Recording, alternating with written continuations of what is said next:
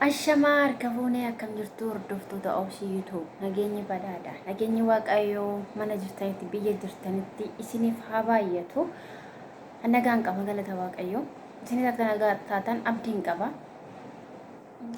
isinin jedha hordoftoota kiyyaa amarree nagaa ta'a isinin jedha sinan jaalladha warroonni mana kiyyaaf haaraa taatan subscribe godha warroonni kun immoo like share yoo isinin danda'ame isinin jedha yaada keessaniif komantii barreessuun irraanfatinaadha isiniin jedha hordoftoota kiyya. Har'a viidiyoo tokkumaa argee ture. Viidiyoon sun eenyunnee viidiyoo Raachuu Tasfee YouTube irratti gaafiif deebii godhee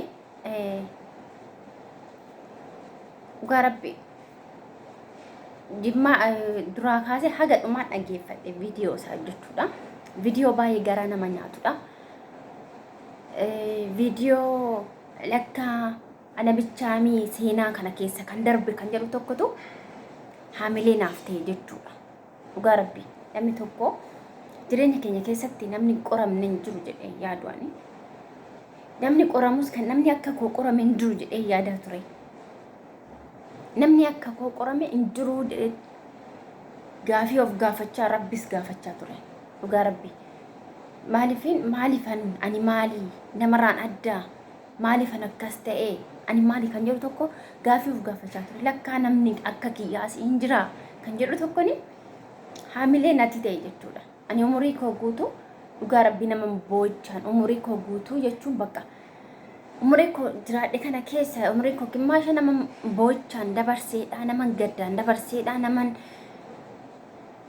bakka maal siniin jedhu osoo guyyaa tokko osoo hin booyin osoo hin gaddin oolee nama beeknedha jechuudha. Aniin tuni jechuudha. Seenaa mucaa kanaa yoo nan dhaga'u lakka namni naa gadiis jira kan jedhu tokko natti dhaga'ame dhugaa rabbi. Seenaa mucaan kun keessa dabarse amma akkanatti yoo ilaalamu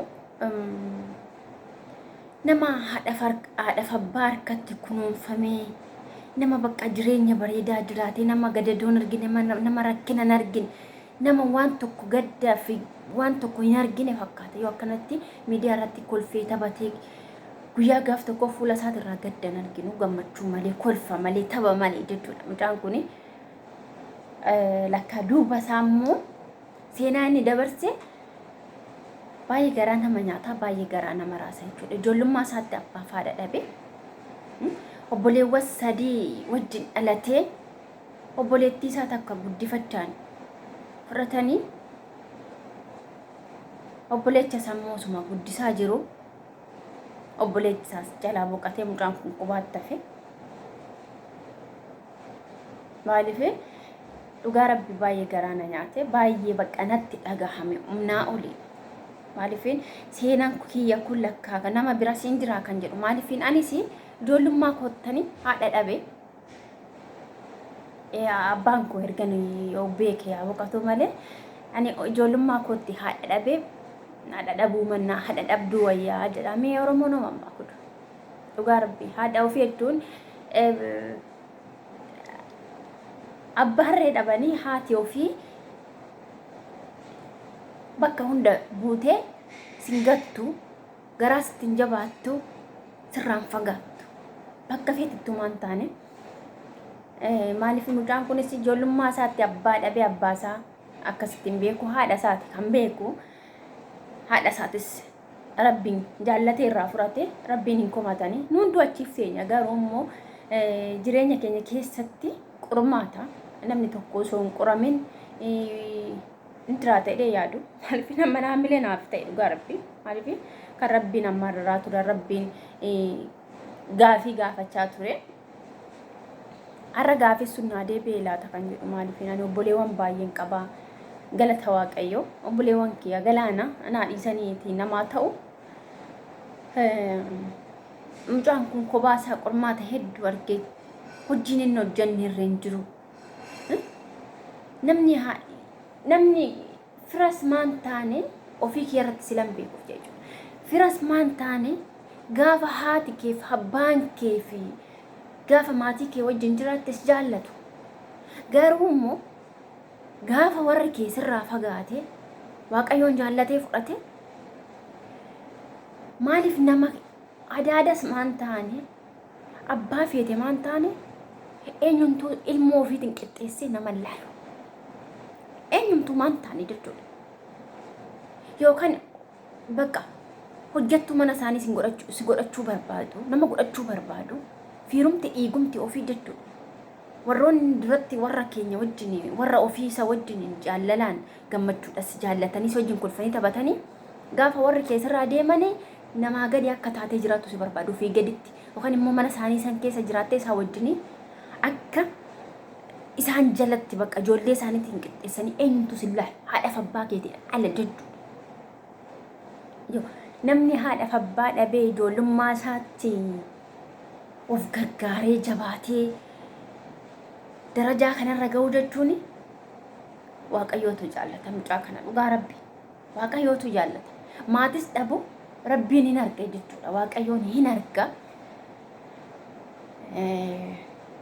Maal jedha Oromoon namatti mammaaku dhuma kee bareechuudha. Dhuma yaani ka'umsi yoo badaa ta'e dhumni namaa hin bareeda.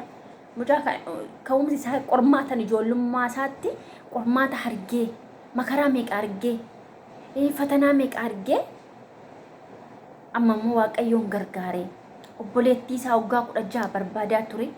Obboleettii isaas argatee obboleecha isaatis dhabu obboleettii isaa argatee wajjin dubbate immoo gammachuun guddaan gaafa obboleettii isaa wajjin qaama wal argee waan hojjedheedha jechuudha.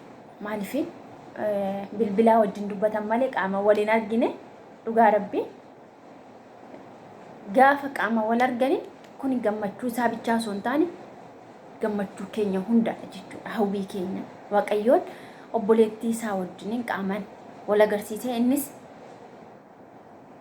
akka gammadu abdii qabna. Waaqayyoon isa gammachiisu ammarreedha. Baay'ee garaana nyaate baay'ee laphee na cabe maaliif ani ofii kiyyaafin deebi'ee rabbiin dhiifama gaafadhe jechuudha. Maaliif ani obboleewwan galaanan qaba. Abbaan kiyya xiqqoo yaani erguma nobbare erguma biyya ormaa dhufe kana naalaa boqate hati koo immoo ijoollummaatti jechuudhaan wala nyaannu itti akkuma isaa kana nuti xiqqoo taanetti maaliif dhugaa rabbi ani kana isa dhiisitoo miidiyaa irratti namuma kinuu yookaan immoo ijoollee haadha dhabanii nan bo'aa laalee jechuudha. Maaliif anuma natti fakkaata. Lakkaa seenaa kana keessa kan darbe ana qofaa miti kan jedhu tokko of gaafadhee of duuba deebi'ee jechuudha.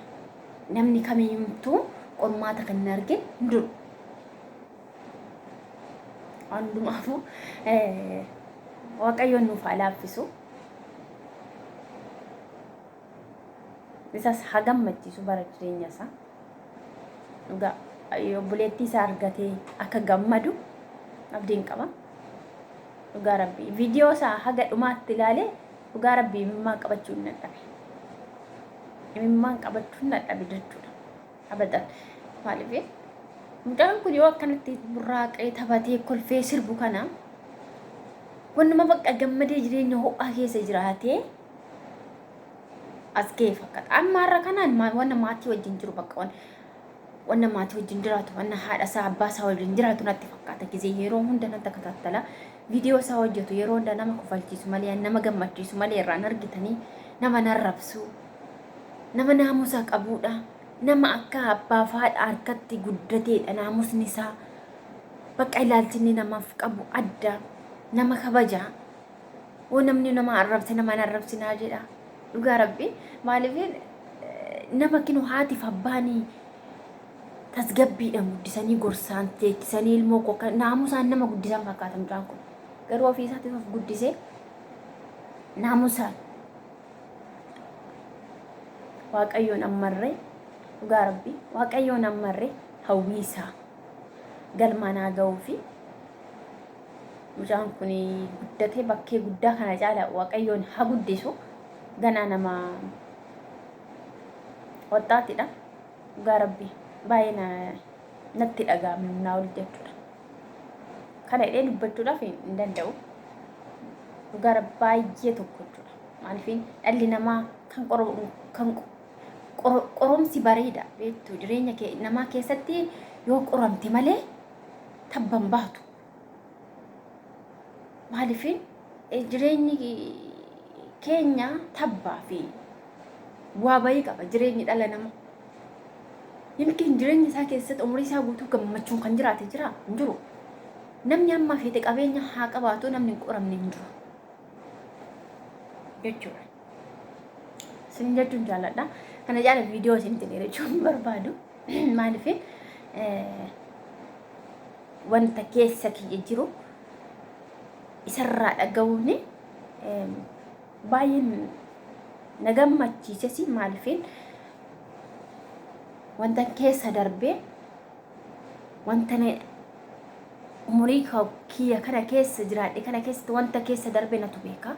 Naafi rabbitu beeka. Lakkaa namni akka kiyyaas jira kan jedhu tokko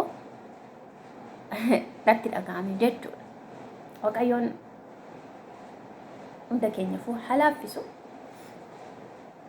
Isin jedha hordoftoota kiyya kana caala oduu isinitti dheeressuu hin barbaadu. Fayyaa naa ta'aa horaa bulaa hamaa sinan arganii. Bye bye.